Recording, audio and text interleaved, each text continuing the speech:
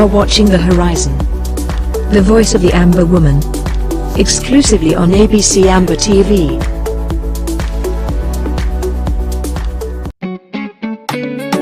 Mutumbo, mama yo, na ya boy go get her. Blue Jay promise. Mama you kind, mama you're beautiful, mama you good, mama you're wonderful. No woman like you, mama. No woman like you, mama. Thank God for you, mama. Thank God for you, mama. 'Cause you gave me life, oh mama. Queen of my life, oh mama. I go love you for life, oh mama. 'Cause you love me so, oh mama. From small beginning, I never forget all the suffer when you suffer for me. Oh yeah, yeah. All the pain and the troubles where I put you through. I remember when money no be there and chop no be there for her. You be the try your best. You go run around to find us something where we go chop. When I dey sick, you know the sleep. You go the cry all night. You go hold me tight, start to pray, say God make you help my oh Lord. Ooh, I wo yeah yeah choma. I'm funga na better yeah funga choma. I'm bombing na better yeah bomba choma. Inga na chinu mi yaga choma. Mama, I wo yeah yeah choma. I'm funga na better yeah funga choma. I'm bombing na better yeah bomba choma. Inga na chinu mi yaga choma. Yaga choma, mama. Inga na chinu mi yaga choma. Chinu mi yaga choma. You gave me life, oh mama, queen of my life, oh mama. I will love you for life, oh mama, 'cause you love me so, oh mama.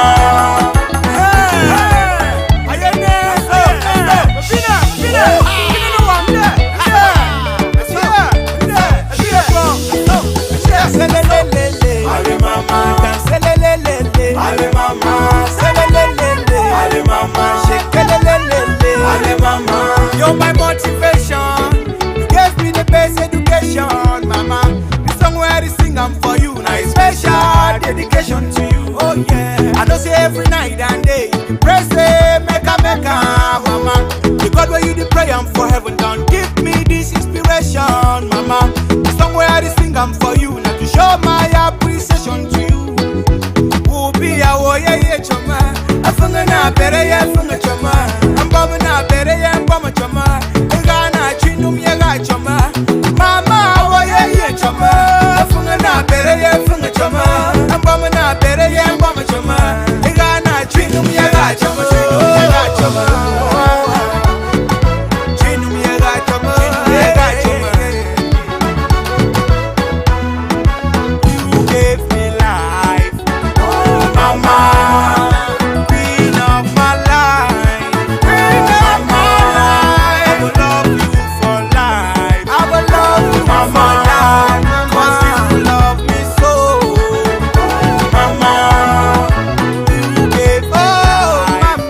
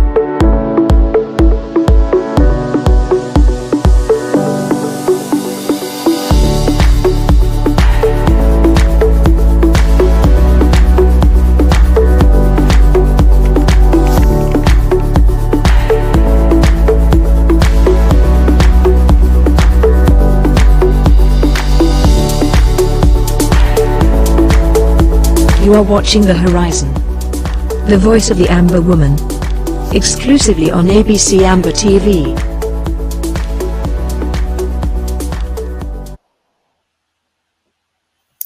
Hello, hello, good evening, good afternoon, good morning, wherever you're watching us from. Welcome to ABC Amber TV. This is The Horizon, the voice of the Ambazonia woman. And today I'll be your host, and Ma Rachel is not in today, so you just have to bear with me today as your host for The Horizon. And with me today, I have my Dr. Patience, Secretary of State for Women's Affairs, will be joining me today for this program. And we'll be looking at different aspects of the recent events that have happened in the world that affects Ambazonian interests. And for example, we'll be looking at the the recent event in the US, the Africa American Summit, and what that means for Ambazonia. And we'll also, in that aspect, look at the president address or what the president's speech in regards to the African American Summit that just took place. And we'll also look at the tweets from Thibaut Nach, and then we would also talk about the upcoming events that the women department is organizing for this Christmas. My patients, welcome to the show. Thank you so much, Lady Casey. It's good to have you on the horizon. Um, I want to seize this opportunity to greet everyone watching us, especially those in the home front, those on ground one, and all over the diaspora. And thank you for always being with us. Our theme on the horizon, as you should know by now, is stay in the course because we are fighting for the Ambazonia we want.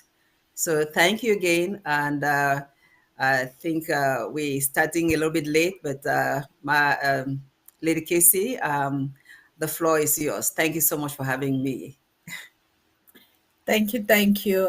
We have three major areas we are looking at today, and I would just like us to quickly look at the tone or say language of the former represented ambassador to the Africa Union from America, Thibaut Nach, and his tweets since the beginning of this crisis, and his words and communication, public utterances about the Amazonian struggle, how it started and how it is progressing. And he made some really interesting tweets as well yesterday. So we'll need to dig into all of these and see what that means for Ambazonia, and in relation to how Ambazonia is recognized. Like I said last time on Wednesday that the Amazonian struggle is already known, and the world and the powers that be fully understand what we are going through, and what they need to do is relates to Ambazonians and Ambazonia as a liberated and free independent nation. So my patients, what would you like to say about that? And what's your observation about the various tweets that he has made previously, and how it has progressed, and what's the consistency of his message to date? Yeah, thank you so much. First of all, we know that Thibaut Nash is really, really vocal now, if I would use the word vocal on tweet, about a lot of things happening in Africa, and also particularly what is happening in Cameroon, La République du Cameroon, Ambazonia. And we know that he was the former assistant Secretary of State for Africa. And when he held that position, he was a little bit more diplomatic. So there's certain things that he would not say outrightly. But since he left that position, there's been quite a lot that he's been saying uh, about our plight, our um, uh, quest for independence. So I'm going to go back and start looking at the oldest of them that we have, and then we can just talk about them as we build on, because they are quite interesting.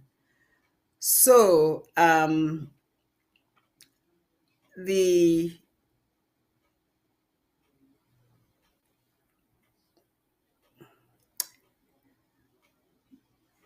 tweets that he had in 2020, I think my Lady Casey, here we go. I got a little bit distracted because I send them to you and send them to myself, like 3 different versions. So let me go back to the one from 2019, as a matter of fact. So, Lady Casey, in the very last one that I recorded in 2019, and this is what this one even shocked me. At that time, he was speaking as the Secretary of State, really.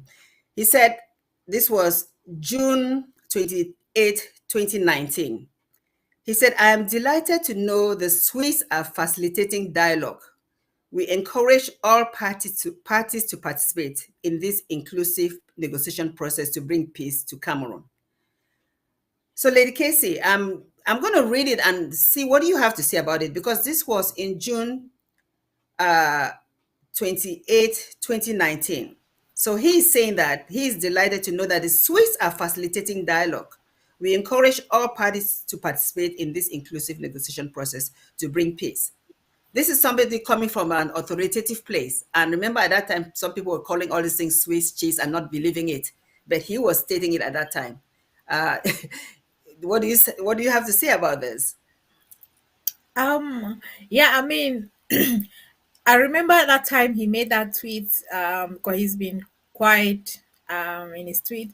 Also, there was a statement from about the Swiss mediation. There was also a statement from EU about that time. There was different government officials in the UK Parliament, in the EU Parliament, and America Senate that were all making similar statements and encouraging dialogue to resolve, as a solution to resolve this conflict. So as overall, as politicians, they would not always be very outspoken when it comes to peaceful resolutions to any conflict, publicly and in the, you know based on their political, interest. That's mostly what they would do. So that is to tell you that Ambazonia struggle is in a state and in a place in the international powers that be, that it is something that they think about, they talk about. Now, whether there is any compelling reason for them to take substantial action, that's what we are yet to understand. But talking about them understanding our plight, believing we have the right to fight for our freedom, them also knowing that we have been unfairly or unjustly treated by French Cameroon. No one within the international powers is ignorant of these facts. They know the reality, they know the marginalization. But just like the politics work is globally, it's the politics of interest and politics of image and allies and how they call it, and friends. And that's what Ambazonians needs to make. And so far the president has done an excellent job in this regard, and slowly but surely we get there. Thank you. So let me read more of his tweets during that time. So another tweet that came out from him, July 18, 2019, he said, symposium hosted by African Forum of Former Heads of State is a unique opportunity to address the broader challenges facing Cameroon that will complement and support the Swiss initiative to resolve crisis in the Northwest and Southwest. So even far back then, we're talking about 2 years ago, this um, conversation uh, to solve the problem had begun. And Cameroon, the government just utterly ignored it. And if we continue reading the tweet, we're going to see how it progressed to certain things that were very, very supportive of us. And sometimes the tweets were, what do you mean? So let me read the next tweet. He says on September 3rd, 2019, education is the key to the future for all young people. It is a tragedy that students in the northwest and southwest of Cameroon are going into a fourth year of no school. Both separatists and government need to enter into dialogue without preconditions. So these three tweets that I've already talked to, all revolving around there be some sort of dialogue, some sort of conversation, some sort of negotiation between the parties that are important, that is the separatists and the government. You cannot solve a problem only within government members. You have to include those who are called separatists, which we know are Ambazonians. For sake of time, I will continue reading another tweet. On January 9th, 2020, he tweeted, met with Maurice Kamto today. I reaffirmed U.S. commitment to democracy, peaceful elections, and U.S. support for the Swiss initiative in Cameroon. So that tweet is kind of bothersome. I think at that time when we saw it, we were a little bit frustrated because he is talking about commitment to democracy and peaceful elections, which at that time we know that the elections were already fraudulent, and Kamto, who was supposed to be the president, was not given that position. But then the last part of his tweet is, and the U.S. support for the Swiss initiative in Cameroon. Again, another emphasis of that, because the Swiss initiative is something that involves separatists and people of and the U.S. and then the La Republique government. So in this tweet, he's acknowledging democracy, but he's also saying that there's a problem. Try to solve the problem. I don't know whether you want to say anything before I go to the next set of tweets. I mean, it's like I just mentioned, it's the political language that he must speak, but it is for us to understand that for him as an American, someone who have hold an office of that capacity to consistently making statements like that, is for us to take boost from it and know that okay, we are being noticed in in places that could be of support to Ambazonian cause, that is not totally ignored, like the mainstream media have totally acted like nothing is happening in Ambazonia. And then like I'll just quickly jump to one of the tweets he made yesterday, and like the Washington Post is talking about Lady Kissy will come to that one at the end, though.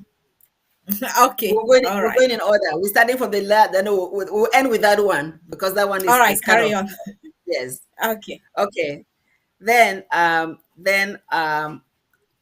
May 18th, 2020, he tweeted, government killing of civilians in Cameroon is inexcusable. I urge follow through on Gabu investigation and many other incidents of this nature. I also condemn separatist attack on local officials, such as the murder of Manfay's mayor. Stop violence, start talking. So this was around the Gabu massacre, and which we remember as a very painful period in our history. But then he's condemning separatist attacks on local officials, which unfortunately paints us black, but not realizing that those are Atangaji's people doing the attacks in those days. So the real Mm-hmm. separatists were focused on defending our territory. And we just hope that over time they realize that there were separate groups of uh, people acting on the ground. The true fighters primarily defended themselves, their territory, and then those people that were criminals set up by Tangaji did the damage to make us look bad. Then I'll continue on Okay, I just August want to 8th. suggest that you can quite kind of get the tweet in series since there are so many of them that concern our Yes. struggle from 2019. If we take it to two or three by three, we might not catch up with the other topic for the day. So we might Okay. maybe take five or six at a time. Okay. Let me do that then. And then on the 11th of August 2020, he tweeted, "My deepest condolences to the family, friends, and colleagues of Pastor Tanjo Christopher Fon. Like all humanitarian aid workers, Pastor Tanjo was working to build a better future. All parties must cease violence against humanitarian aid workers in Cameroon." And this was in response to the U.S. Embassy statement about the killing Yeah. of a humanitarian worker. The next tweet, uh, August 14, 2020, "I'm deeply concerned and about escalating attacks by armed separatists against civilians in the northwest and southwest region of Cameroon. My condolences to all the victims and family, and I hope to see impartial investigations to bring the perpetrators to justice." And then in November 6, 2020, he said, "The Cameroonian diaspora is a critical community that can push for meaningful change in Cameroon. They play a crucial role in ending the violence." And he had a full statement about that. And then I'll read two more and then you can talk. November 6, 2020, he said, "I strongly condemn continuing attacks against school children, teachers, and religious and traditional leaders in the Northwest and Southwest regions in Cameroon. We continue to support those who seek peace and stand against those who attempt to undermine the future of Cameroon." Now, that one really needs talking because this one That's was a very little bit, pregnant. yeah, this one was a little bit frustrating. But go ahead, my dear. Go ahead. Yeah, I mean, I'll start with the last one. Um, excuse me. Um, I noticed that when he started tweeting about Ambazonia, he was initially being, he's a man and his later age and he's almost retiring, and he got excited about Ambazonia and the attention he was giving him at some point. It's my personal view. This is my personal view. So he was getting this attention and he started, La Republic is a country and we don't expect him to outrightly um disregard La Republic because, of political correctness. But I feel like at some point he was preaching almost like one Cameroon federalism. And now this is what I noticed. That period, ground action was very slow. It was quiet. It was scanty activities here and there. And his tone and tongue about Ambazonia was changing. And when ground action is high and buzzing and everything, he talks differently. So that's one of the things I have noticed. And for me, I don't think in his someone in his position can talk beyond what he can do, beyond what he's doing, or can write or express himself or his views about the conflict beyond what he's doing, because he can only point out what he can point out. And it's left for us Ambazonians to understand that if somebody of this political leader, like is saying, like in UK Parliament, in the House of Lords, they have discussed these issues. There are MPs and members of sirs, those with the title, that have brought up this discussion within the British political arenas. But what happened to it? It was just a discussion. No action whatsoever was being taken. So it is left for Amazonians to understand this aspect of politics and know that the responsibility of our freedom, regardless of what who is saying or not saying, is in our hands. Thanks. Yeah, thank you so much. That is really, you summarized it very well, because at that time we were really upset that how dare you contextualize that in that manner, meaning that Mhm. uh, there should be peace in Cameroon, one Cameroon. What about the right of a people that want to be recognized as a sovereign nation? Uh, Yeah. because that is what is causing all the killings that have happened. Uh, and I think at that time we already started seeing people leaving to neighboring Nigeria, causing this refugee crisis to even start. So why Mm-hmm. don't you look at the fundamental cause of the problem, and then to say that you want peace in a country that was really started on falsehood. So he really, really offended a lot of um, Ambazonians with that tweet. So let me go back to the next set. I'd gotten out of it because I was trying to. Uh, okay, so let's see, where did I end? Okay, so that statement that we continue to support those who seek peace and stand against those who attempt to undermine the future of Cameroon. That was really upsetting, because the future of Cameroon really will be a future that to La Republique and Ambazonia have to live as good neighbors. That's what will be the future of Cameroon. But at that time, Mm-hmm. I think the context, the way we read it, as if it's supposed to be one indivisible Cameroon. Let me continue. January 22, 2021. He said finished terms as he just finished his term as the Assistant Secretary of State for African Affairs. And then he said, will again be sending my comments and views from this account to African Order. So at that time now his transition, now his tweets from that time now became under Thibault Nash. Before they were under the Bureau of African Affairs. So Mm-hmm. on the 8th of March 2021, he tweeted, Cameroonian government's renewed raids on Anglophone secessionist camps is not going to end the conflict. It will only create more secessionists. Only genuine dialogue and real decentralization will make a positive difference.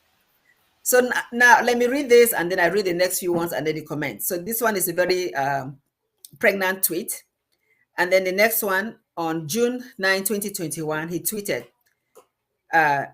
he was responding to somebody. He said, if it were only that easy, Portos has so many crises to deal with.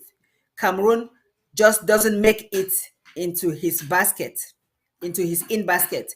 This issue was my biggest disappointment in not being able to do anything to help resolve it. So I think somebody had tweeted about why the United States was not taking our crisis seriously, and that was his response to the person, meaning that we were not as important to make it into the United States basket of things to deal with. And that also he mentioned that he feels that that was his biggest disappointment while he was in office, not to help resolve the problem. Then on the 8th of June, okay, this should have come before that one. Um, Pleased to see U.S. government impose visa sanctions on those responsible for continuing violence in Cameroon's Anglophone region. As I have said in all my remarks, neither side can win through violence. which Beer and secessionists would only recognize, will both recognize this and end this suffering. And then on the 9th, he he's agreed. Agree, visa ban largely symbolic. To get serious, need France to get tough with Cameroon government and China to stop hiding behind non-interference excuses using suffering will go. I think this was a response to a tweet that was general, but he's telling us that France needs to get involved with the Cameroon government to solve our problem. And then one more, then you can talk. July 10th, 2021, he said, the ongoing tragedy of Anglophone Cameroon is one of my three greatest regrets that the US could not help with during my time in Washington. So that's one of his regrets. So, Lady Casey, over to you if you want to comment on any of those. This thing was Nash. Um, I mean, he said a lot of things, even expressed his regrets. Uh, that's one of the things that I was saying is that um, from what everything he tweeted and he's continued tweeting, there is deeper meaning to it. There is always an undertone message to it. You know, he has said, "Oh, there will be no. It will not be resolved by violence, and it needs to be, the suffering needs to end. All those type of stuff he has been saying, you know. What I particularly got bored of what he's writing is consistently, these both sides things Mhm. that Amazonians are barely just defending themselves. La Republic is the oppressor. Why can he not call La Republic out rightly that to end the violence? Because the person here with the ability to end violence in within this conflict is La Republic. Because we are only Absolutely. defending ourselves in our territory, trying to save our land, our houses. They have burnt as many as they could, you know. So these are the people they should be calling out to stop the violence and the suffering of the people from us that we have been systematically tortured from since 1960. They're systematically left out of any system of success or progress or riches or wealth within the La Republique. So they cannot come now and say that both sides, the separatist or the anglophone, this. No, that for me is not consistent with honesty. They are not being totally honest about the reality. The reality is that we are the oppressed. La Republic is the oppressor and the aggressor. So they should be holding the aggressor accountable. And that is what the international community, the powers that they have failed woefully. And that's why it has looked like they don't care about the lives of Amazonians. They don't care about Amazonian life. They are on the side of La Republic. Watch, because when you reflect in these things in other conflicts, for example, the Rwanda genocide, you wonder why did they have to wait for 1 million people to be killed That. Mhm. before they intervene? I've asked myself that question. That why would there have to be so many deaths, especially in a cause like ours where the root cause of it is detailedly known by Mhm. everybody concerned? Excuse me. Why did they have to wait? So some of the statement I got, I said, okay, he's creating some degree of awareness, attracting some attention, Mhm. giving the office his hold. He's also making himself relevant, talking on topics that no one is talking about. And, as the attention he's getting from Ambazonians, what he's talking, there are so many things going on there. But as in the substance of what he is saying, it, I don't see it. Okay. Thank you, my dear. Let me read the next set of sorry, I have this call coming on. Let me the next set of tweets. Oop, I just all right. And then In October, no, September 21st, 2021, he tweeted, "So sorry to see increased violence in Cameroon Anglophone conflict." Now they've changed it now to Cameroon Anglophone conflict. "I've warned for years that if not resolved, conflict will get deadlier and spread. There is no military solution. What's in the human spirit cannot be extinguished with force." I like that tweet. At least it's Right. correct on that one. Yeah, the last line, "What's in the human spirit cannot be extinguished with force." And that's what is Mhm. making us, that is what is keeping Ambazonia alive. Yes. The spirit Mhm. of truth, the spirit that we deserve to be our nation. Let me read the Yeah. next. October 1st, 2021. Cameroon's Anglophone crisis is 5 years old, but the fundamental problem goes back to colonialism. Can't understand why France doesn't see its long-term interest is to help the Anglophone gain their rights rather than supporting Yaoundé's scorched earth policy, which can't win. That was a great Finally, tweet. yes. Finally, it got there eventually. So, yeah. So he's progressing, but let me continue reading. Because some of these tweets, they are just what they say. There's no need. We cannot even speak up anything about it. It Mhm. just gives us a Mhm. message. The next one, October 8th, 2021, he tweeted, "We all know how Southern Cameroon crisis will end. Mhm. Anglophones will gain their rights either in a genuine federation or a breakaway state. Whether Simple. weeks, months, years, or decades, it will come. Human Fact. spirit, like the lions, is indomitable. Cameroon government should come to its senses." That's another great tweet. We believe Mhm. that it will not end in the federation, it will end as an outright breakaway state. Mhm. So this was 10/8 2021. So some of these tweets, we don't even need to expatiate, it just tells us what it is. I'll read the next one. 10/13 2021. France has been a strong supporter of Francophone rights of Quebec in Canada. Press de Gaulle, even declaring Vive le Quebec libre. How about equal support for Anglophone rights in Cameroon? What's the difference in human terms? That Can I also, say something about that? yes, yes. That post is something that is very interesting, and that is something for me. I believe Ambazonians should understand, especially those who are calling themselves federalists.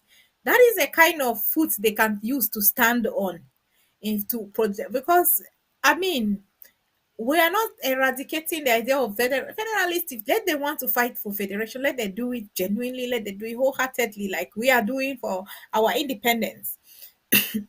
That tweet is something that if there is any if there's any shame, any dignity within, that's something that we can use to hold the British responsible, because it was still Britain and France in Canada, Mhm. and they gave the Quebec area um the autonomy.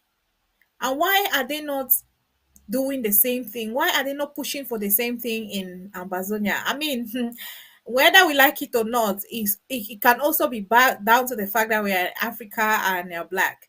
Um, because there is no reason why Britain would not want to say, okay, tell France that this is what we did for your people in Quebec. So this is what you should do for Ambazonians within the Cameroons. And that would have given us a start, a better starting point than us starting from nothing. They could have even taken that small responsibility to do that. Reasons why they're not doing that is beyond me. And this is also what I need Amazonians to understand, as far as this is concerned. This aspect of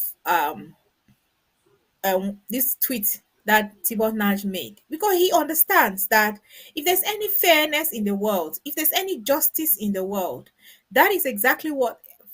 But we know the French are shameless set of people. Whether it's a people is a government, but everything French seems shameless set to me. Um, so if they had any dignity in them, any sense of justice, they would have been the ones to organize, because we know that they remote control our republic and all the other French countries Mhm, within mhm. Africa. So they could have taken that up, and the people who would have pushed them to do that are the British. Why they are not doing it is beyond. It's not beyond me. I understand. Um, it's it's just because it's an African conflict. And this is one thing I've also come to understand, that the white man is not going to fight each other over a black man issue. Mhm, And that's why I mhm. keep telling Ambazonia, this battle is ours to win. Yeah, It's ours to yeah. fight and win. We need to build friends, allies, and support system that will enable us, because they will only talk, make political correctness statements. They will only talk with express interest. Try everything they do is to, if you've noticed, everything the British, for example, have done as far as our conflicts is concerned, is to escape any responsibility or anything that will hold them ransom to the history, to the chaos that they caused, and this place that we are, that they've put us in Ambazonia. So they have nicely removed themselves to be held responsible for creating this conflict, for being part of the reason why this conflict was created.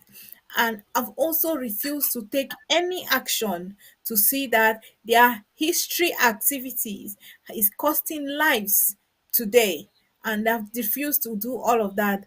Now, I mean, the America have made some passive efforts here and there, um but to have the West, or Britain and America, for example, have direct involvement within the Amazonian struggle, is for us to strengthen our ground action. When our ground action is solid, when they know that La Republique for sure, because if you notice, all La Republique propaganda is to do that. There's normalcy. They are in Mhm, control of the conflict. mhm, So that's mhm. why when we come out 1st of October, they are very frustrated, because they are it's now countering all their propaganda they have been telling Britain America, that have been talking to them to try and do these things in a civilized way. Just because the French people are shameless and disgusting set of people, they don't care. So now it's for us to know that these people know these things. They know the solution. Now, why are they not coming in? We need to do what will compel them to come in, and that is to strengthen our ground action. Yes, the case if three things I take from what you've just said. Number one, we have to keep on reminding the British of what they did. We cannot let it go. We have to keep on reminding them until they take responsibility and act in our favor. We will keep on pushing and pushing. Yeah. Number two, yes, ground action. We continue defending ourselves because that is where our strength lies. And this, number three, this thought, this idea from La Republique that this normalcy is a fallacy, because if you ask, say, 9 people out of 10, 9 Southern Cameroonians out of 10, if they would prefer us to have our own outright nation, they will say yes. But they cannot do that. They cannot do that publicly in La Republique because of the type of I hate to use this word that our Trump said one time, shithole country, because they will be arrested, they will be killed, they will disappear. So these people are afraid for their lives, and they will not say anything that will endanger themselves. The fact is that most people in every city, whether it's in Victoria or Buea or Yaoundé, that are Southern Cameroonian, they will prefer us to have our nation. That's just a fact. Let me continue with the tweet. Um, on October 14, 2021, Tibo Nash tweeted, this was after the killing of the baby going to school. Does anyone doubt the poor child killed in Cameroon by gendarme was shot because they refused to pay 500 CFA road bribe? Anyone on the roads of Cameroon comes across gate power, stops with great frequency. Shame on a government where corruption flows from all levels and kills. That was a great tweet. Um, then the next tweet on the 20th of October, um, you know, lack of progress in Zimbabwe, along with Cameroon, Somalia, and South Sudan, were my greatest disappointments from my time as Assistant Secretary. I pray the real change with Biden administration. So he's just stating a fact how he feels about when he was in office and nothing was accomplished for this four countries. Then on the 8th of October, he also tweeted, "We all know how Southern Cameroon crisis will end." Oh, I think this is a repeat of the tweet that I already read before. I think he did it again. Anglophones will gain their rights either in a genuine federation or a breakaway state. Whether weeks, months, years, or decades, it will come. Human spirit, like the lions, is indomitable. Cameroonian government should come to its senses. Uh, November 6, 2021, he tweeted, "So Cameroon's President Biya marks his 38th year in power today. Hope I'm still around when history closely examines the 1992 elections. I was there, and the NDI report still makes for interesting reading." So Thibault Nash was in Cameroon during that election where Frundi was cheated of the right to be the president. Maybe this would have prevented, not maybe, it would have prevented what is happening today. November 16, he tweeted, "Cameroon government's current policy will actually speed creation of Ambazonia." So this is the first time in the tweet that he puts the word Ambazonia, I noticed. So this was November 16, 2021. "Cameroon government's current policy will actually speed creation of Ambazonia. Pacification means bringing peace, not scorched earth. Military approach only creates more secessionists. Past presidents prove bullets delay, not kill the people's will." Bullets delay, not kill the people's will. So Ambazonians, we are winning.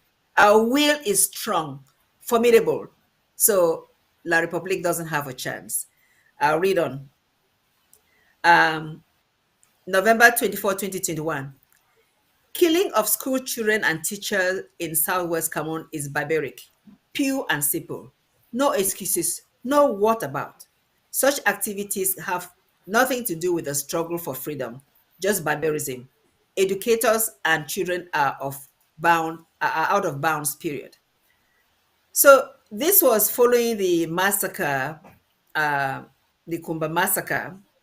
And unfortunately, at that time, the narrative was that it was done by the separatists. So this tweet is in reflection to that narrative. But we know that that was not the case. We know that it was La Yeah. Republique trying to make us look bad so the people will rise against us. Go ahead, Lady Casey. You're going to say something. No, just yeah, I'll just carry on considering the time we have like three other things Okay. to address. Yeah. So I'm going to be finishing with the tweets soon. So I'll just read a bunch of them quickly and then we can go to the next topic. Okay. December 21st, 2021, he tweeted, "Like it or not, the conflict will be resolved through negotiations. If it is to be resolved, rather, but not a national dialogue, which some are calling for." Then he gave an example. "Since Ethiopia recently had its best elections and the will of the people was very clear." So this tweet really has to do with Ethiopia. I just brought it here to make it reflect what we are doing because it's similar to us.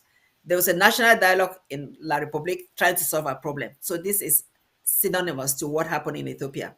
Okay, let me go back to the next set and I read them quickly because there are many, and then we can move to the next topic.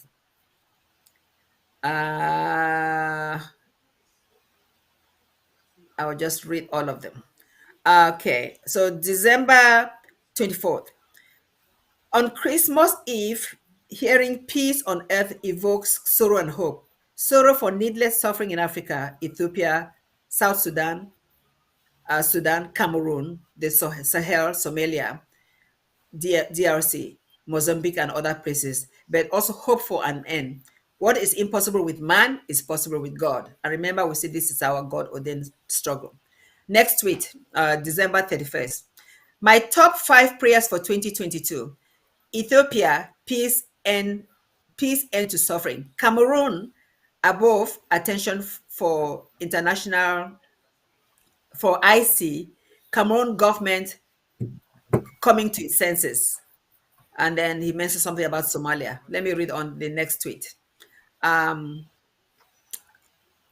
January 12th, 2022. So seeking over Cameroon Senator's Kemendes assassination. No doubt all sides will point fingers at the other. In man's inhumanity to man and to its men, it's always the good who suffer most. When will this particular madness stop? Then the next tweet in January 19, 2022. My interview with Extreme TV taking a deep dive on Cameroon's Anglophone Ambazonia crisis. As I have said before, one of my 3 greatest regrets as U.S. Assistant Secretary was not being able to do more to help end the suffering. January 19. Waiting for the Cameroon Anglophone diaspora to show some unity in how they want to move forward. Now, this is when they start talking about unity. February 2, 2022. Actually, the AU should be applauded for finalizing the African-wide free trade agreement. Africa needs more of that type of unity, not less. The Southern Cameroon crisis is hurting all of Africa, so needs to be solved. Then February 16. Cameroon's Anglophone community will never be able to seriously engage the international community on the future status of Southern Cameroon while various factions on the ground are fighting each other. Now, this is some truth to it because he's saying that if we are divided, fighting amongst ourselves, it's difficult to engage the international community. I'll read on. 217. No, this one doesn't concern us.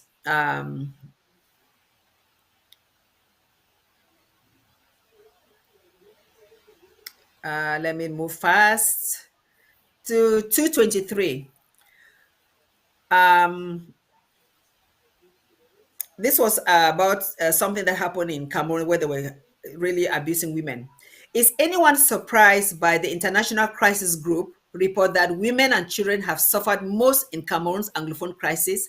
Sexual abuse, torture, displacement, horrors facing the innocent. Yet the world looks away to other priorities. So he's pleading our case for us. And then the next one, great rationale for allowing some 40,000 non-citizen Cameroonians in the U.S. to be granted temporary protected status, allowing them to remain given ongoing horrors. This was the in reference to somebody mentioning that they are working to give us TPS. And then let me move forward because we need to save time. Whatever direction Ambazonians decide to pursue, one certainty is the current status is unacceptable to 100% of Southern Cameroonians. Even the Cameroon government must see this. Only question, when will change come and how much more suffering? Tragic beyond words. So he's been using the words Ambazonians now, you know. And then women are suffering in Cameroon's war, but they also hold the key to peace by 2 very distinguished women. Okay, that one is a long thing. It's not going to really matter. Let me read on. A damning survey by Afrobarometer shows majority Africans see their own police as predatory and not protective. Cameroon, Nigeria, and Liberia come off worse for percent of people who interact with police paying bribe. Hope Africa's youth will change. I think this was referred to bribery in Cameroon and our police system. Then here he mentioned African lives matter as much as Euro wants, just as world outraged by Russian war games against Ukraine civilians need some need same atrocities in Africa conflicts, Cameroon, Great Lakes, Greater Horn. So he's referring to all the problems in Cameroon. So I'll read further another tweet. Anyone who knows MSF, Doctors Without Borders, knows they are non-political, serving in world's most dangerous conflicts.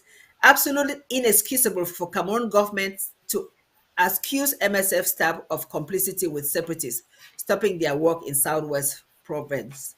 Read the next one. Um, this is when the TPN was finally granted. Bravo, US offering temporary protected status to safely return due to armed forces and armed separatists and rise in attacks by Boko Haram. They can remain and work in the United States until conditions improve. Okay, let me read on. Looking at time. Can't believe Cameroon's government incredibly bad timing of signing military deal with Russia at height of aggression in Ukraine. This is a poke in the eyes of US and France, two countries Cameroon may need help from in future, but good for Ambazonians. So this is something telling us that if La Republique is in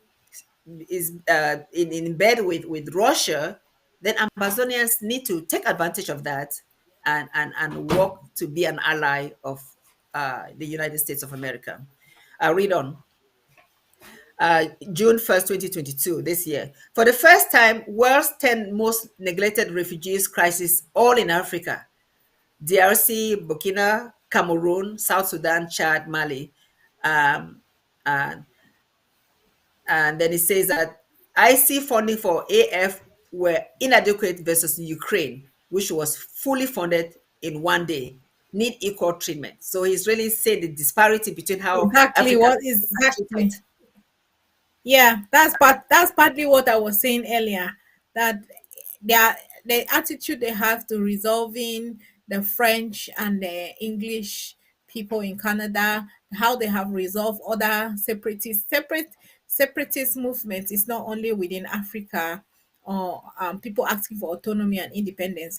Almost every country in Europe have an area that wants autonomy or independence, and they are doing everything they can to appease and keep those people satisfied. But when it comes to ours, they sponsor the aggression, Yeah. So yeah, carry on. I would get it deeply Okay. into that later. Yes. So now, the next one, June 8, 2022. What makes the killing of 9 Anglophone villagers, including an infant, by Cameroon's soldier especially tragic is the line an unusual admission of blame by an army out of control, which, with such tactics, the regime loses more and more each day. This is following what happened, some villagers killed, and the government admitted it. The next one. Heartbreaking to see the recent tit for tat killings in Cameroon, which advance the regime's narrative that their approach is the only solution for peace and stability in Ambazonia. As the American revolutionaries said, hang together or hang separately. The next one. Those who believe Cameroon's Anglophone crisis will simply fade away are blind. Instead, it is following a path of steady escalation and is on the way to regionalization. Without resolving the fundamental cause, it will get much worse. Wake up, international community. I read on. Next tweet. Cameroon government blames separatists. Separatists blame government. Bottom line, at least 30 villagers slaughtered. To the victims, doesn't matter who killed them. Dead is dead.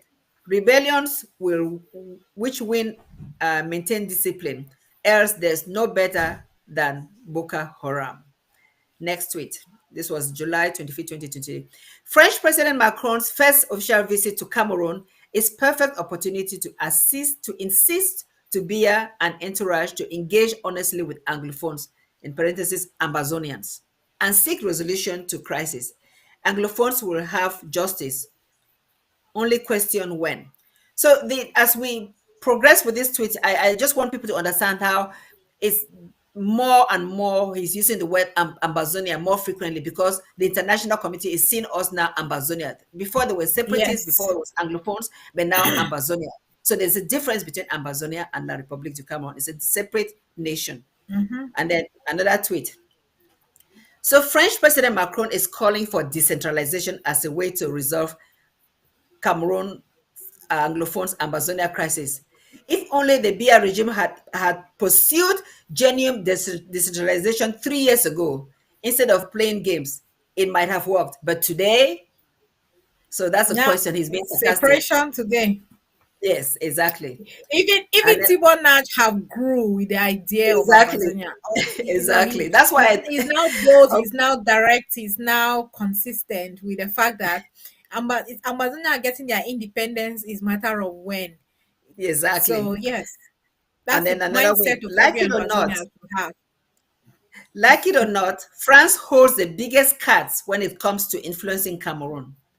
Ambazonians leaders should engage France in their struggle, but this must come unity amongst the various Ambazonian factions, else it's divide and conquer. So he's giving us advice that let's try and get through France to help solve the problem.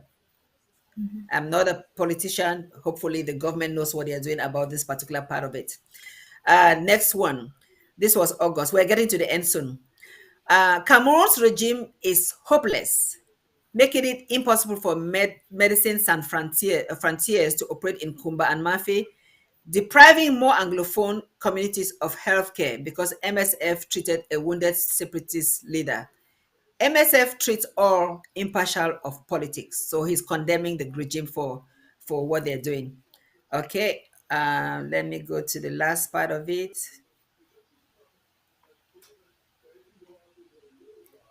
Okay, here we go. We are almost there.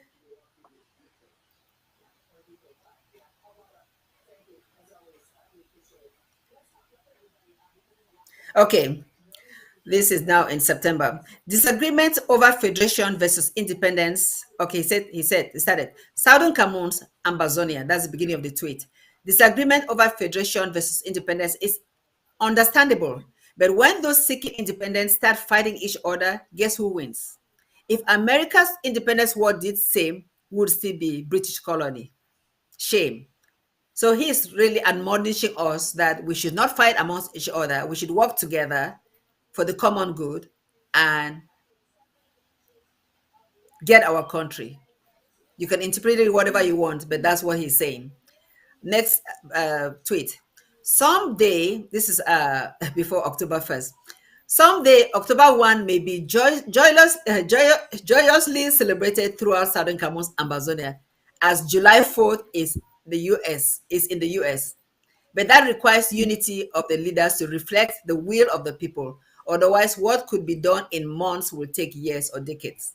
So this tweet is also Ah, recognizing this is a powerful tweet. It's also saying that this yeah, will happen, but let's try to do something to make it happen sooner than later. yeah, later. So this guy is seeing us, and then now the next tweet, I said that now his tweets are all pregnanted with the word Ambazonia, which was not the case before. Next one, Ambazonia Independence Day would have been the perfect occasion for all Southern Cameroonian external leaders to issue a joint declaration in commemoration. Surely, even with all their differences, this would have been one point of unity and maybe the start of more. So that's another advice after the fact. Then let me read on. We're almost there. Uh, well, this has to do with corruption. It's not really that important. Okay. Um, this was November 3rd, 2022, just recently.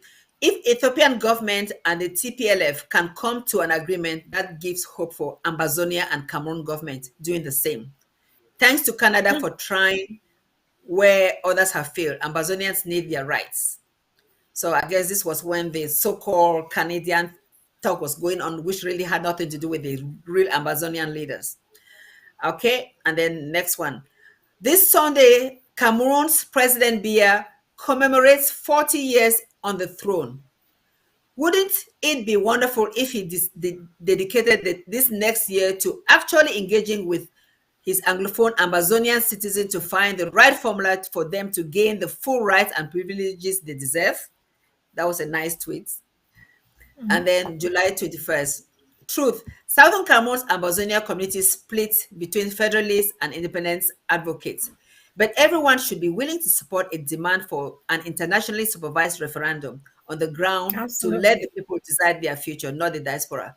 So this still was a little bit provoking, in my opinion, because now this word of referendum is coming from him also, around the same time that the guy from Chris from Canada came up with that his solution. Um, and But then he feels that the referendum was already given. The people already have said that they want their nation. We don't need another referendum. And I'm getting to the end. And then you may want to read the last one that is from yesterday, but let me read this next few ones.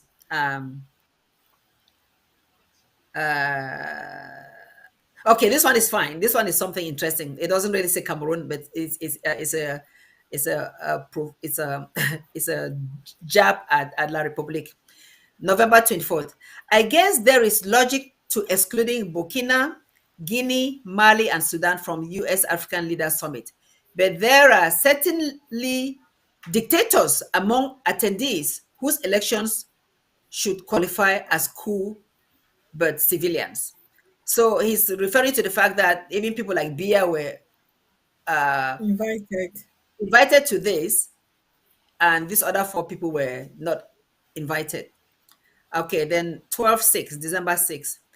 The arrest of 3 U.S. citizens of Cameroon's origin for allegedly breaking U.S. law in helping the Ambazonian insurgency should not negate the international community's support for Anglophone Cameroons just because of seeking fundamental human rights. That is a nice Yeah. tweet. Yes.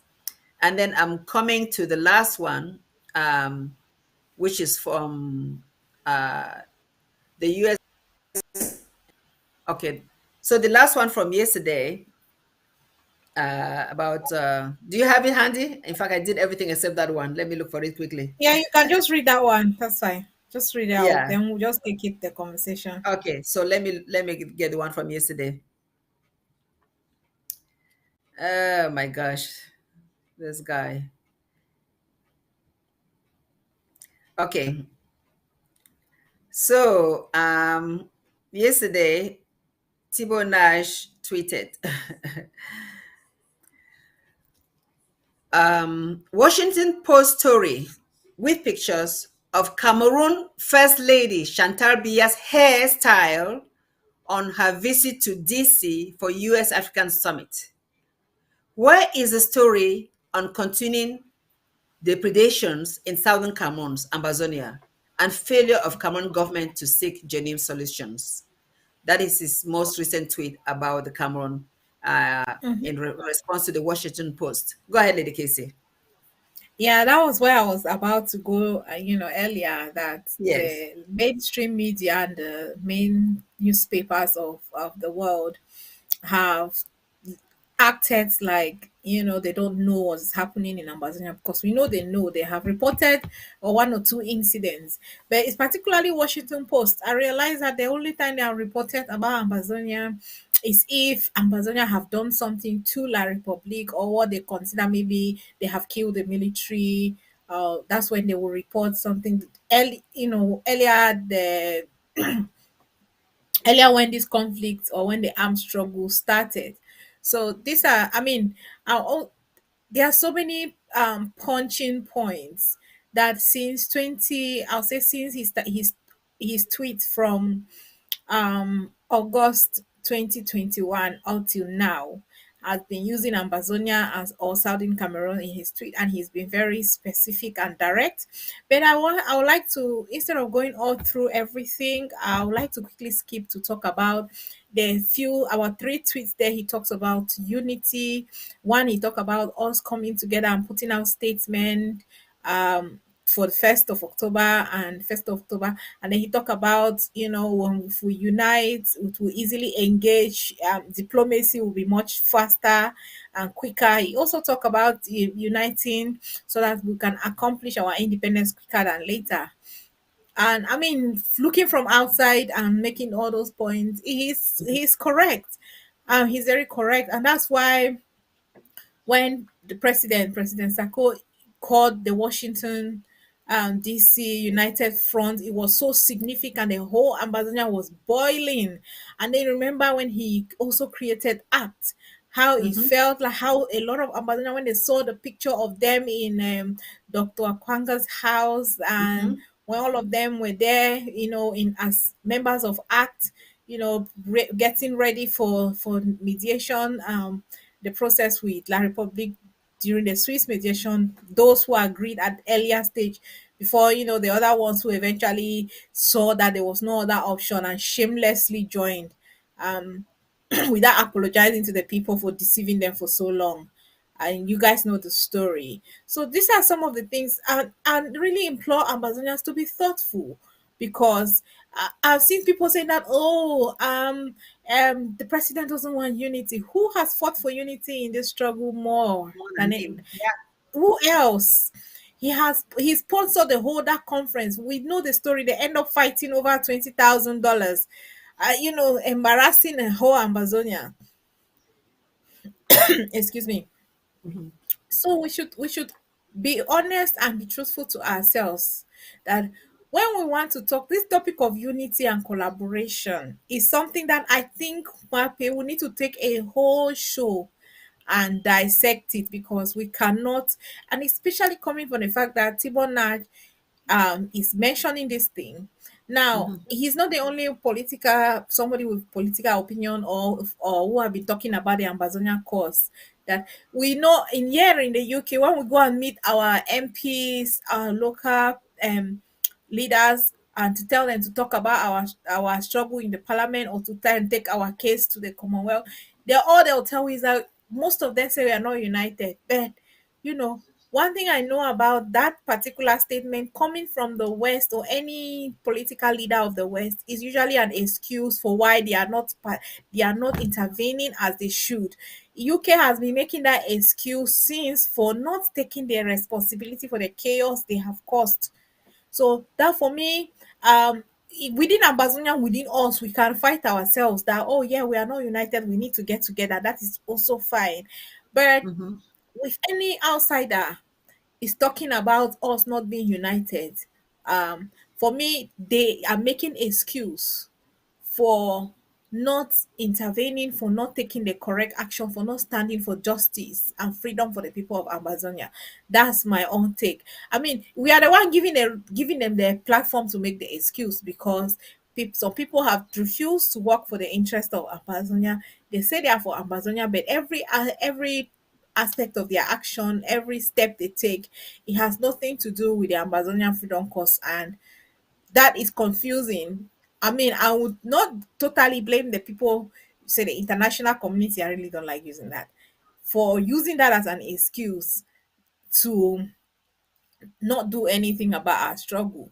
So that's some of the things. So we'll take time. I really like for us to have a discussion where we'll open the phone lines and let's talk with the people. Let's talk ideas. Let's share about this unity and collaboration, what it is, what it means for Amazonian freedom cause, what the impact and what level of collaboration, what is unity to Amazonia. When we say unity, what do we mean exactly? If somebody say, we want to unite, we want to united front, we want a united front what? How?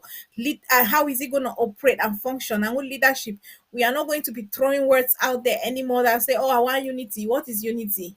You want which kind of unity? Which unity will how will it serve Ambazonia? We want to know the details.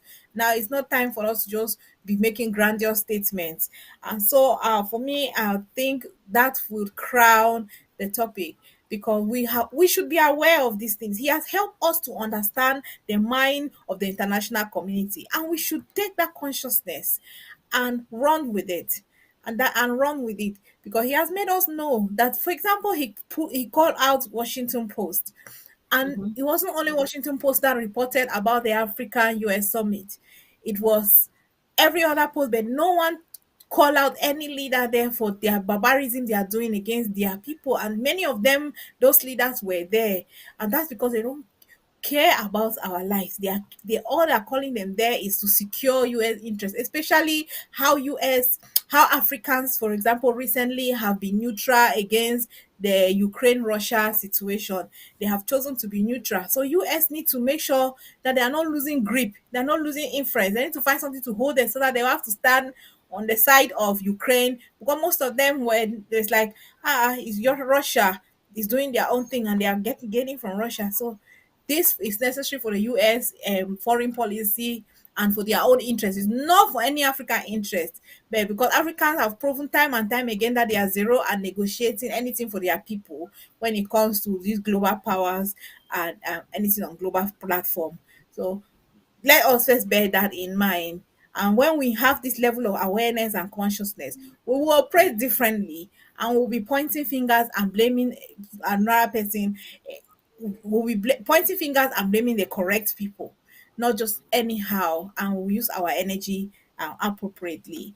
Mape, if you have anything to add to that, then we can talk about it. Then we can quickly jump into the president's address and Joe Biden's speech. We can combine those two because I think Yeah. I think they're two sides of the same coin. Exactly. No, I don't have much to say. You said it right. So you come up with the day that we can talk about this unity. I think it's a good suggestion. Thank you. Yeah. So let's move on. Yeah. Do we have any quick video we'll play, or we'll just run through the president and points that Joe Biden made in his address to the US African summit I, going on? I think since we are out of time, we just have like maybe 15 minutes or so to go. Playing a Okay. video. I don't know how long that video is. Maybe it's going to be something that they can play after the show is over for people to follow. We Okay. recommend that if there's nothing coming up right after, they can play that video for the people to see. But in the meantime, talking about the U.S. African Leaders Summit. I just want to read something, just an overview that was put by the State Department. It says that Africa will shape the future, not just the future of African people, but of the world. It says rooted in this recognition that Africa is a key geopolitical. Are you able to play it? Okay, geopolitical player. President Biden invited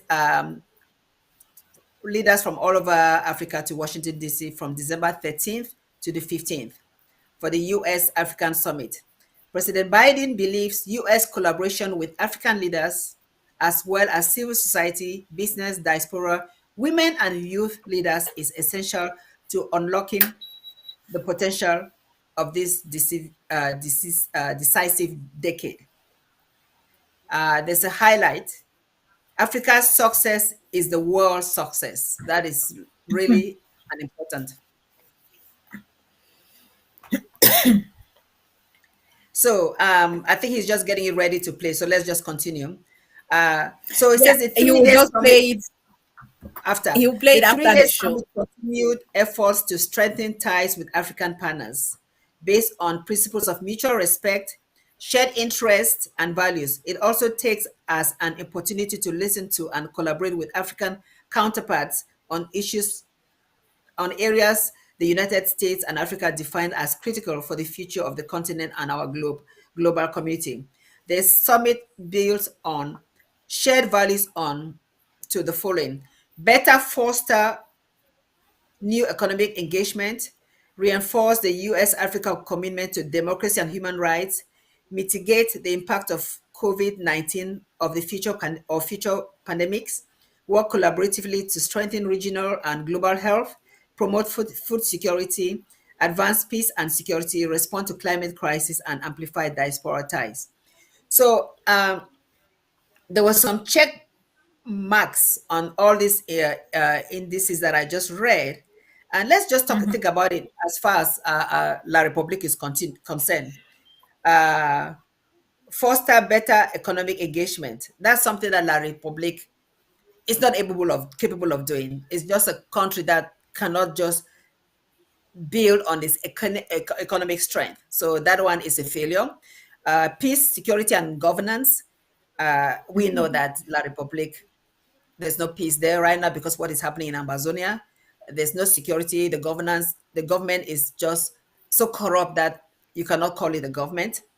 Democracy, human rights, and civil society.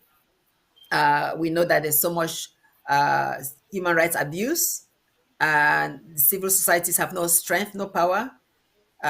Global health, Amazonia will have first class global health. Food security, our region, Amazonia, is so rich with food that we can have the best security of food to serve Africa and the world. That's a given. Climate change, we have so many smart scientists that they will be able to work with the with United States as ally to make sure that climate change is addressed. Climate change challenges are addressed. Diaspora engagement. So La Republic has already failed because if La Republic was a country that cared about the diaspora, all this brain drain that has happened, serious brain drain, there would have been such a way that they would have encouraged this knowledge that we have to go back and open businesses and do things to build up the Cameroon that we used to know. But of course, because of their corrupt way of doing things, that's why we are not the same people. I've always said that the typical La Republique is so corrupt. You know, we came from the Anglo-Saxon heritage where we are just naturally trusting people, naturally genuine people, that do things based on merits. You know, we don't rely on corrupt and other things. So, La Republique, we cannot be like La Republique. So we think that Ambazonia will be so different. And then the one more thing that they mentioned about education and youth leadership. Our youth are our future. La Republique is there killing our youth, you know, because they want to just exterminate us. But that's our future. We will educate our kids to be the best in the world, and then amplify the voice of African globally. So that's what it was. But before we go to the president's speech and end, there's one comment, that one thing that I just want to read that is very important as far as this um, summit is, and it has to do with what Secretary Blinken mentioned.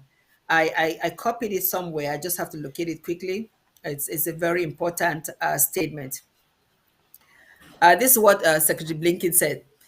We can't achieve any of our shared priorities, tackle any of our biggest challenges unless we do it together as equal partners. So I think the United States, if they really believe that, are beginning to see that they have to treat Africans as equal partners, you know, um, because if they think that they are superior to us and always imposing, then um, it will not help us. It will not benefit us.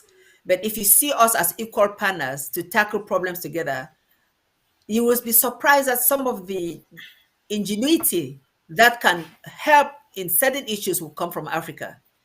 You know, it will come from Africans. So the fact that we have this dark skin that people always look as second class, you know, I think is very misleading. And I think I'm thankful that this Secretary Blinken realizes that. And then quickly, Lady Casey, the president's address also on the leaders summit. There are some highlights that we should just talk about. The president said the Ambazonia quest. We are not trying to secede. We are a sovereign people, so we don't need a referendum. The UN knew this truth and gave us a plebiscite instead of a referendum in 1961. And then another caption, hope for the nation. I call on all Amazonian people to remain hopeful that America, the beacon of freedom, cannot sacrifice her values on the world stage because of an ailing, bloodthirsty dictator like Paul Biya. And um, and then another caption. America should not help Africa as a distant friend anymore, because until you draw closer to Africa, you will not truly acknowledge that Africa is a continent, not Africa is a continent, not a country. The one size fits all approach in dealing with Africa, as if Africa is one country, is wrong, because such an approach misses all the distinguished details that make for strong alliances. America must be prepared to hold hands with leaders of the next generation on the continent to address the real issues Africa is facing. So those are the three things I just want to highlight since we're running out of time. And Lady Casey, I know you want to talk some more about this. Go ahead, my dear. Yeah, I mean, it is quite clear, and I know those who watch ABC and who will probably be watching us have listened to the president's speech several times because it's been rebroadcasted and they've got the detail of it. And we hope that the address by Joe Biden and Blinken also follow this program so our people can put everything in context. When you listen to the president, you listen to their address. If you see it, they are in correlation. The president was just bringing a very, very unique African perspective, which we know this. I just wanted to call these leaders, most of the leaders who went there as blockheads. So, so which we know these leaders, some of them who go there doesn't have that understanding. If not even that they comprehend the fact that they are saying that they need to deal with Africa as equal partners. And if you look all of them, how um they carry this their beggarly timid nature, and they don't go there with full understanding. They don't care about their people, and this is this one for me is something I can talk for another 2 hours. So what I'm just gonna say, fellow Amazonians, that we excuse me, we understand what has happened there, and what there was no outright direct statement regarding the various conflicts in Africa, particularly Ambazonia, which is all I'm interested in.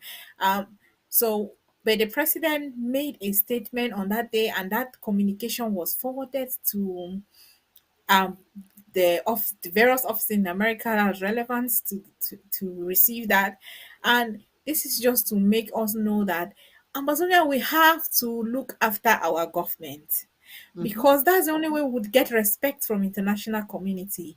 If we decide to look at small Africa and small rebellious agitating groups here and there, we are going nowhere with that. So we need to all be rally behind our government and our president, and we'll see that we keep pushing Ambazonia forward. And I mean, the intelligence of our president, um, it's ready for Amazonian question at any time, at any day, with so much at detail and articulating, the issues and challenges and successes in so eloquently every time and anytime. Then we are in good hands, and that's why we need to put everything within us to see that this energy is maintained. Mape, I don't know if you have anything to say, but there's something I want to talk about, which is not related to any of the topics of discussion today, quickly Go before we ahead. close. I Go said ahead. Amazonians, when I want to just quickly vent more or less, um, all Amazonian patriots across the world, particularly those in the diaspora that are still thinking this interim government is their problem. I don't know the color of your ignorance. Um, we have we have seen that the distraction by coup plotters that has put the interim government in a position to re-strategize and replan. They said they are excellent, they can do better. Now that the Mhm. interim government is recuperating itself and regathering resources to see that they start executing actions on ground, please, can they go ahead and keep ground hot for us? We are coming, the interim government, and we are planning, we are re-strategizing. They left that we're not doing enough. All of them that are claiming unity up and down the place. Please, can you people unite quickly and strengthen ground home front? That is my plea to all of them. Thank you. I I think that's like a challenge because we should have seen something by now, Lady Casey. We should have seen And something by it's now. been more than Yeah. 6 months, so it's 8 months. Yes. So I Exactly. think I think I know you're speaking from the heart as a mother, as a woman, that you want us to get this thing to an end. And so that appeal is, if there's any truth in what they were doing, then we should see something on the ground. But Absolutely. we see where it's all ended right now, with all the division and all the killing of our own sons because of what they created. But the challenge is still on. If they are hearing us, Yeah. and if people on the home front and ground one have some of this as their relatives, as their brothers, sisters, uncles, aunts, tell them that they need to do something, because they caused a problem. That was, we're all united, one, working together, and they brought a division that made us have the interim government A to setback. strategize, as you said it. And yes, we are coming, and we will have things happening on the home front very shortly. And thank you also the president. You're right, is a remarkable leader, and it's a Mr. Common sense that is a president, because he speaks truth to power, and we are really, really thankful that he is at the head of our government, and is giving us hope. And we've already gone through all the series of tweets, and the take-home message from those tweets really is that Ambazonia is there to exist in the future.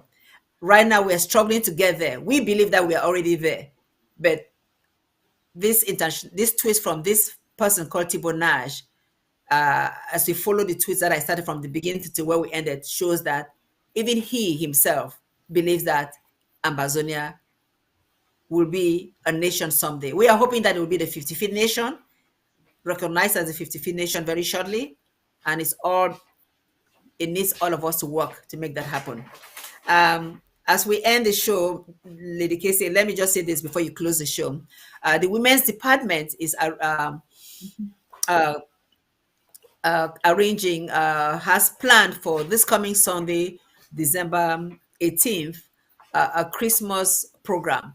And the Christmas program is just basically a way of us taking time out from all the stress of fighting and all the like, um, to just uh, enjoy the season of the birth of Christ, and know that there's a Savior out there who is there to save us, and just sing Christmas carols, hear a word of two from our pastors, and then watch a concert from ground one. We have some of our refugees that will present something to us. So you're all welcome. We are encouraging us to wear Christmas colors: blue, red, gold, and white. Blue, red, gold, and white. To just join us via Zoom. There will be a Zoom link that will go out later on today, and then will be pushed again tomorrow. And then please come one, come all, and just enjoy the day as Ambazonians. Let's just keep one day to just have a little bit of Christmas fun together. And I just want to conclude before Lady Chrissy ends and say thank you all for watching. And we hope that Ma Rachel, the host, will be back next week as we end the year with some exciting topics to end the year. We have 2 more Fridays before the year ends. Thank you, Lady Casey, our host for today. And thank you all for watching us from all over the diaspora, from ground one and from home front. Thank you so much. Yeah, thank you, Mape. And I want to also take this opportunity to thank all our fellow Amazonians who are watching us, those who are participating in their LGAs and county, most importantly, and all our patriots on home fronts and our ARFs for their resilience, dedication, and commitment to the freedom cause.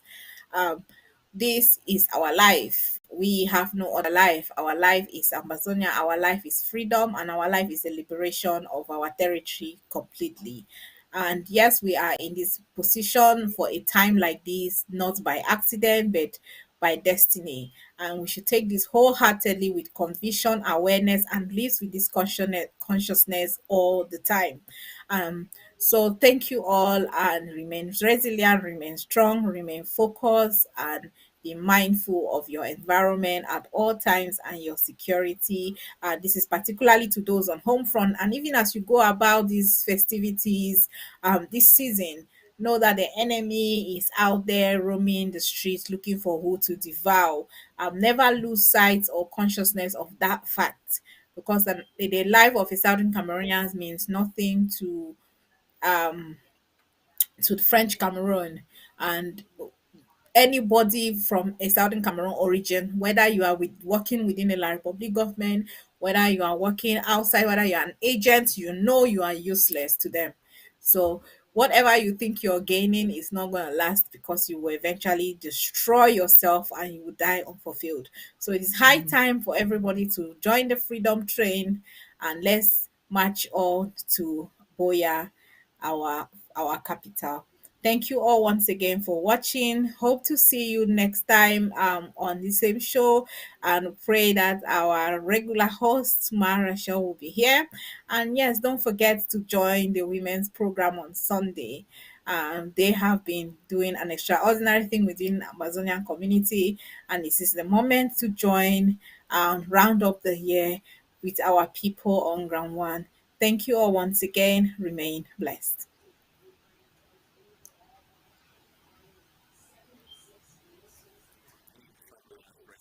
Of our people. We can't solve any of the big challenges that we face if we don't work together. So our approach is about what you can do with African nations, the people, not for them. And that's what this study, the U.S.-Africa Summit, is really all about.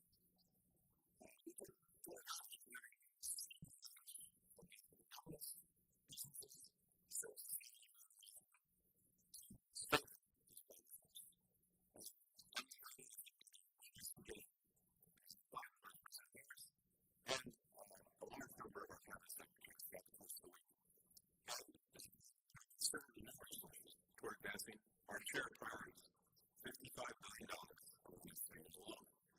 So let me just take a minute to sum up the summit. But let me start by saying the bottom line is this. We made significant, tangible progress across every one of our priorities this week, building on the momentum that we've generated over the past 2 years. We committed to ensuring African countries have a positive future, where government consequential decisions are made and consequential is discussed. We promised support for having a permanent member from Africa to the U.S. Security Council. And I said Morocco is about to play as the first African nation in the semifinals of the World Cup.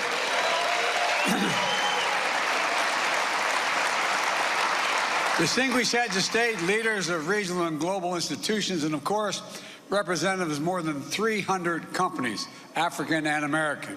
Welcome to Washington.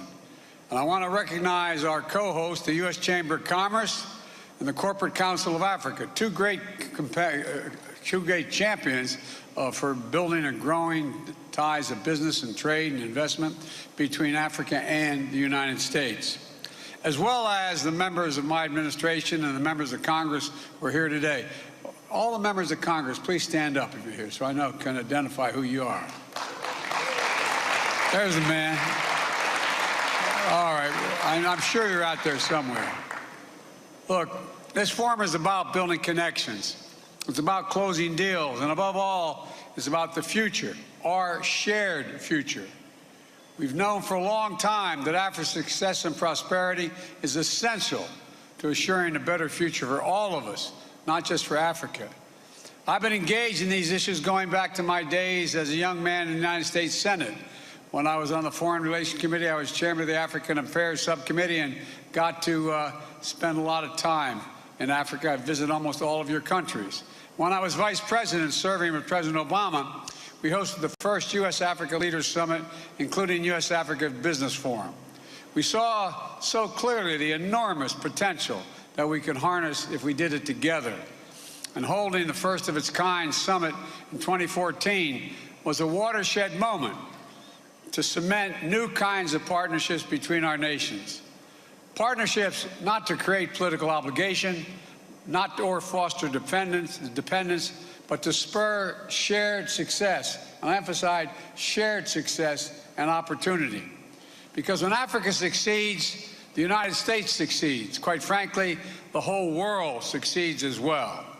Now, 8 years later, the world has undergone a great many changes. We're still grappling with the deadly pandemic, facing down war and instability, addressing economic challenges with global impact, fighting rising food prices, tackling the impacts of climate change. And each of these crises has only heightened the vital role African nations and peoples play to address the global challenges that drive our global progress. We can't solve any of these challenges without African leadership at the table. And I'm not trying to be nice, that's a fact. African ideas and innovation helping to shape the solutions, and African population contributing to every step.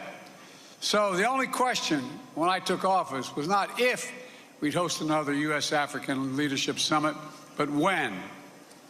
My administration's engagement with Africa and the priority we place on these relationships began on day one. We've been working steadily with regional diplomacy and investments to demonstrate our commitment. We harnessed decades of cooperation through PEPFAR and President's Malaria Initiative and other partnerships in global health security to help save lives and combat COVID-19. The United States delivered 231 million doses of vaccines to 49 countries across Africa, and worked together with you to get the vaccines into the arms in hard-to-reach communities. Critically, we invested in Africa's capacity to manufacture its own vaccines, diagnostics, and therapeutics, so Africa can meet its own needs and contribute to the global supply chain. And even as we work to end COVID-19, we continue building stronger health systems and institutions and accelerating efforts to achieve universal health coverage, to make sure we're better prepared to tackle the health challenges, including the next pandemic, and there surely will be one. We also advanced our commitment to strengthen food security, including expanding the Feed the Future program to partner with 8 additional African countries. And I'll be speaking more tomorrow about this effort to both address the immediate food crisis and strengthen the food system in Africa for the long term. We're taking on climate crisis, prioritizing not just energy transition in America, but in nations of all of Africa, and meeting the urgent needs to countries to adapt to the climate impacts that are already here. Just last month, I traveled to COP27 in Egypt, where I announced $150 million in an effort to support adaptation efforts in Africa, a down payment of my commitment to provide $3 billion annually to global adaptation efforts for 2024. And in a year that has seen elections across Africa, we've worked together with the African Union to strengthen democracy and the core values that unite our people, all our people, especially young people: freedom, opportunity, transparency, good governance. Now, you might be thinking, this is a forum dedicated to deepening business ties and advancing two-way trade investments between Africa and the United States. Why is Biden talking so much about all these other areas? Well, it's because Africa's economic transition depends on good government, healthy populations, and reliable and affordable energy. These things business seeks out when they're looking to invest. They attract new opportunities, and they launch new partnerships. And the United States is committed to supporting every aspect of Africa's inclusive growth and creating the best possible environment for sustained commercial engagement between Africa companies and American companies. The United States is all in on Africa's future.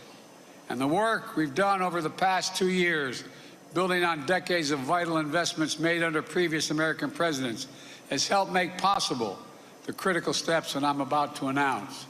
First, the United States is signing a historic memorandum of understanding with the new African Continental Free Trade Area Secretariat. This MOU will unlock new opportunities for trade and investment between our countries and bring Africa and the United States even closer than ever. This enormous opportunity, an enormous opportunity for Africa's future, and the United States wants to help make those opportunities real.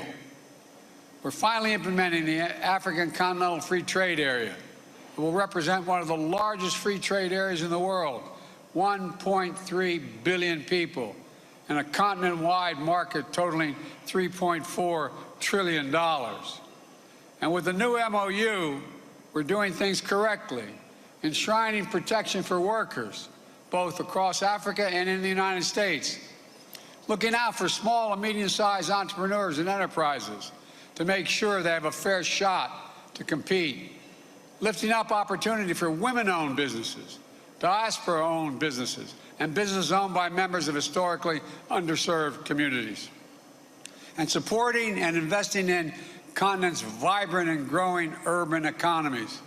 Together, we want to build a future of opportunity where no one is left behind. Second, we're investing to facilitate greater regional trade within Africa, including by investing in infrastructure. Today, the Millennium Challenge Corporation signed its first ever regional transport compact with the governments of Benin and Niger. This compact will invest $500 million to build and maintain roads, put in place policies that reduce transportation costs, making it easier and faster for ships to ship goods from the port of Cotonou to neighboring landlocked countries. Since the start of my administration, the MCC has announced new investments of nearly $1.2 billion in Africa. We expect the MCC to commit an additional $2.5 billion across Africa in just the next 3 years, supporting everything from agriculture to transportation to access to renewable energy. In fact, the MCC just announced discussions for partnerships with 4 African countries. Our first COP4 compacts, Gambia, Togo, to boost economic development, and a compact with Senegal to bolster regional connections, a threshold program in Mauritania to help strengthen democratic governance and pursue policy reform to unlock economic growth. These MCC investments are part of the work we're doing worldwide through the Partnership for Global Infrastructure and Investment. I propose this initiative together with the rest of the G7 to help fill the need for quality, high-standard infrastructure in Africa and in low-income and middle-income countries around the world. At the G7 meeting earlier this year, we announced our intention to collectively mobilize $600 billion in the next 5 years. Today's announcement joined a portfolio of Partnership for Global Infrastructure and Investment projects already underway in Africa, including mobilizing $8 billion in public and private finance to help South Africa replace coal-fired power plants with renewable energy sources and develop cutting-edge energy solutions like clean hydrogen. A deal worth $2 billion to build solar energy projects in Angola. $600 million in high-speed communications cable that will connect Southeast Asia to Europe via Egypt and the Horn of Africa and help bring high-speed internet connectivity to countries all along the way. The bottom line is simple. Trade runs on reliable infrastructure to support and secure resilient supply chains. And improving Africa's infrastructure is essential to our vision of building a stronger global economy that can better withstand the kinds of shocks that we've seen in the past few years. Third, we're continuing to support innovation and entrepreneurship across Africa, investing in Africa's people. Developing human capital alongside physical infrastructure is another core aspect of the Partnership for Global Infrastructure and Investment. Today, I'm announcing that the U.S. International Development Finance Corporation is investing nearly $370 million in new projects, $100 million to increase the reliable, clean energy for millions of people in sub-Saharan Africa, $20 million to provide financing for fertilizer to help smallholder farmers, particularly women farmers, increase the yields of their crops, $10 million to support small and medium-sized enterprises that help bring clean drinking water to communities all across the continent, just to name a few examples.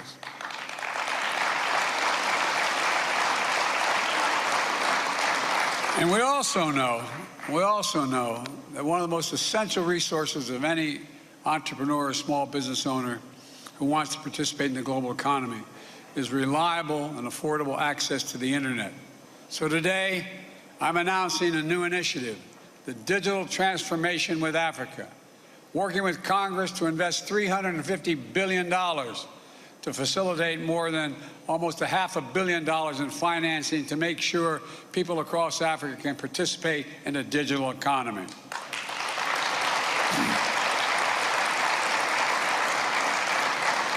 That includes partnerships like new collaboration between Microsoft and Visa to bring in internet access to 5 million Africans, part of Microsoft's commitment to bring access to 100 million people across Africa by the end of the year 2025. That means programs to train African entrepreneurs with a focus on women entrepreneurs, to code and build skills that need to start their own businesses, to secure good-paying jobs with technology firms.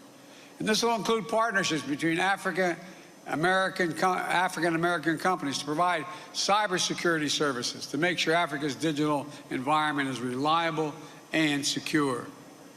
That brings me to my final announcement. I said at the top of this forum about closing deals, and we've delivered. So let's give you a few highlights from the deal room to the benefits they will deliver to Africa. Cisco Systems and Cyber Bastion, a diaspora-owned small business, is jointly announcing $800 million in new contracts to protect African countries from cyber threats. Visa is committing to putting more than $1 billion into Africa over the next 5 years to further expand the operations on the continent, including providing mobile payment services for more micro, small, and medium-sized businesses across Africa. General Electric and Standard Bank will provide $80 million to improve healthcare services and provide access to cutting-edge healthcare equipment. Altogether, the forum has spurred more than $15 billion in new deals, which will lift up and improve the lives of people all across the continent. And that's the biggest deal of all. These are long-term investments that are going to deliver real benefits to people, create new good-paying jobs, including here in the United States, and expand opportunities for all our countries for the years to come. All of you, the deals you've signed, the investments we've made together are concrete proof of the enduring commitment we're making to one another, government to government, business to business, people to people. The most important, and this is just the beginning, there's so much more we can do together and that we'll do together. So thank you for your participation today, for being part of another historic U.S.-African Leaders Summit. We've got a lot of ground to cover in the coming days, and I'm eager to listen to the priorities you have for the future of the partnership between our nations. So thank you all. May God protect our troops. Thank you very, very much. Appreciate it. Hi, everyone. George Stephanopoulos here. Thanks for checking out the ABC News YouTube channel. If you'd like to get more videos, show highlights, and watch live